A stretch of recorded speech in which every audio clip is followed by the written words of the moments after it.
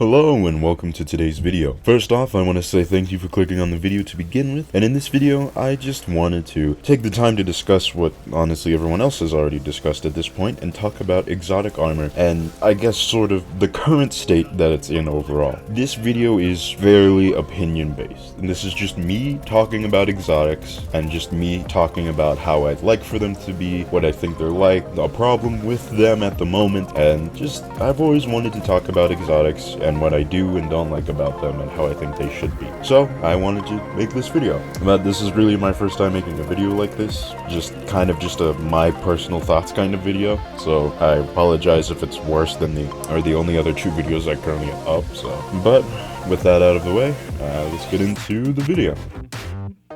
Now, I think it's safe to say there is a problem with a few pieces of exotic armor, but overall I think exotic armor is in a fairly okay state. Now, this may differ for each class and subclass, comparing titans to warlocks to hunters, and comparing each subclasses to each other can very much change this opinion. Comparing each subclass can make this change, maybe there's significantly more good exotic armor for Arc Titan than there is for Void Hunter, as an example. I don't think this is true, but no. In any game, there will always be imbalance between weapons and so on. But with exotic armor, the balance and difference can be quite large. There are outliers in both ways. Some armor is incredibly strong, some armor is pretty much a must-use unless you want something specific. Some is incredibly easy to use and the payoff is incredibly high. And then there are some that are just really bad. There are some that are so specific, that have such a specific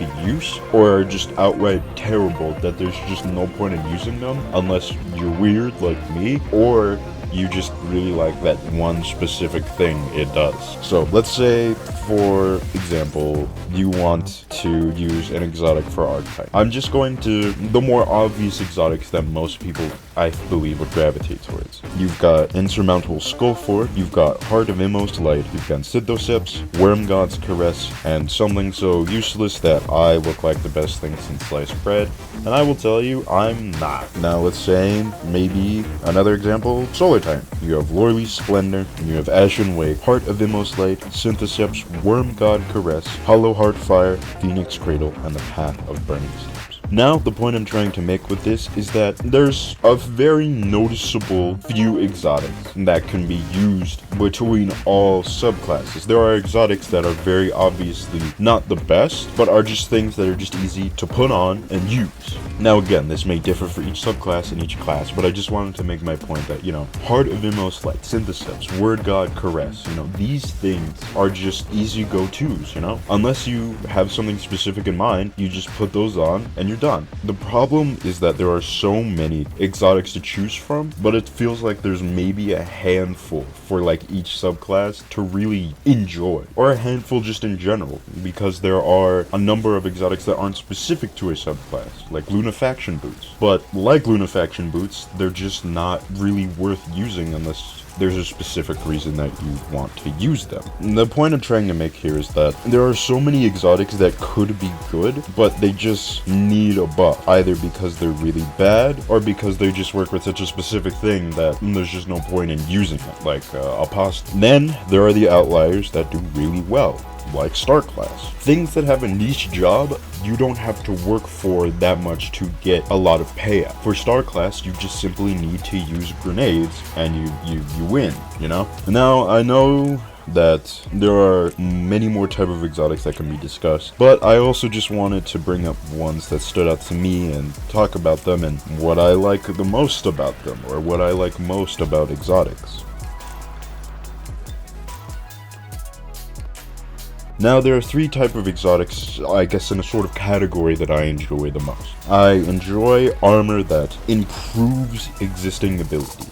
An exotic armor that takes something that already exists and just makes it better, like Ashen Wake or Star Class or Shinobu's Vow. Things that just improve an ability that already exists. It doesn't really change it that much, it just makes it better. Also like Phoenix Cradle. Now, and the next is armor that changes abilities in some way. Armor that changes what you currently have in a major way. That just takes something of what you already have and changes it. Not inherently improves it, but but changes it into something different. For example, like just changing your super, making it different, kind of like an aspect warder. Or exotics that add options to what you currently have. This could technically go under the same category of changing your abilities, but this doesn't change it. It more so just adds to what you have. It gives you an extra ability, also like an aspect. Let's say getaway artist. You know, it gives you a second choice. You can either use your grenade normally, or you can turn it into an arc buddy. It just adds a second choice. Now, I don't think there should be any major nerfs for most exotics unless it's really good, like, you know, certain things. The problem is with nerfing exotics is that it kind of makes you realize even more the lack of good exotics that there truly are. So I think instead they should just give a number of improvements, you know, change abilities, add to what we currently have and just improve on it. For example, maybe make it so that Geomag stabilizers can make Chaos Reach jolt, to at least give it something more than just simply extend Chaos Reach. Or make it so that the Skull of Dire Ahamkara changes Nova Bombs into shooting a spread of 3 Nova Bombs like back from Destiny 1. Or make it so that Hollow Heartfire changes your super, instead of hammers, into perhaps a giant explosion of solar energy that does a bunch of damage. There are a number of things that I think an exotic should do and could do. Overall, exotic should improve your gameplay, and that is the baseline of what exotic armor should do. Now, it can take multiple forms to do that thing, but it should do it in some way. I think there needs to be a number of buffs and a number of changes to currently existing armor. For example, exotic armor that just improves your supers or makes it so that you get your super energy back faster. I really think that they should change those into exotic armor that changes your supers. I really think that would be interesting. Now granted, I know there are some exotic supers, you know, like Ursa Furiosa, that can sometimes be necessary for some people, and say Grandmaster Nightfalls. So this is just more me saying my personal opinion, you know. I don't think it's inherently better, but I would just love it if they did that. But that's really all I have to say. I just simply wanted to talk about exotics really quickly. This isn't a long video, or hopefully not, but this topic is odd for me to do because it's a pretty opinion-based video, you know. There's not a whole lot for me to talk about other than what I personally think. I really hope that we get an exotic armor 3.0 the same way that we got a huge slew of changes to our weapons, because I really think there's an opportunity to have a slew of choices for each class and for each subclass for what you want to do. To not feel like there's only 2 or 3 things that are inherently the best or are things that you should just use. I just think there should be a number of choices, you know? There shouldn't feel like such a lack of good exotic armor across all classes, in my opinion.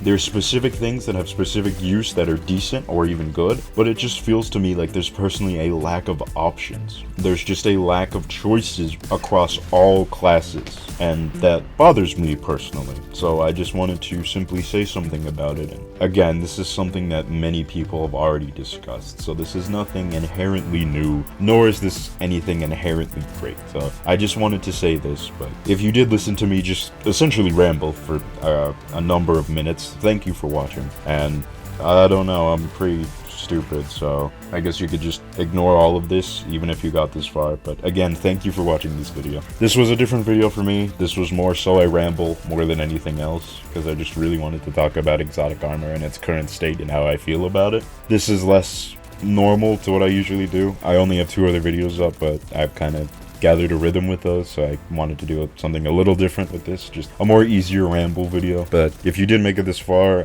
you're probably frothing on the ground. But thank you for watching this, and I'll see you in the next video. Then with that being the Broodweaver overview video. That feels like a tongue twister. Broodweaver overview. No, it's not. I'm just stupid. Alright, thank you for watching this video, and I'll see you later.